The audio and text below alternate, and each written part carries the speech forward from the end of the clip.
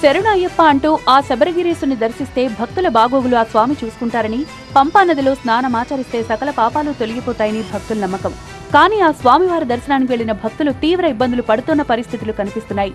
గతంలో ఎన్నడూ లేనంతగా భక్తులు రావడం, అదే సమయంలో అధికారులు, ఆలయ సిబ్బంది మధ్య సమన్వయం లేకపోవడంతో భక్తులు తీవ్ర ఇబ్బందులు పడుతున్నారు. రోజు 1,00,000 మందికి పైగా భక్తులు స్వామి దర్శనానికి వస్తున్నారు. దీంతో స్వామి దర్శనానికి 18 నుంచి 24 గంటలు పడుతోంది. క్యూ లైన్లో నిరీక్షించలేక పలువురు యాత్రికులు దర్శనం చేసుకోకుండానే వెనుదిరుగుతున్నారు. పందళంలోని వలయ కోయికల్ ఆలయానికి చేరుకుని నెయ్యి అభిషేకం చేసి వెనక్కి వెళ్లిపోతున్నారు.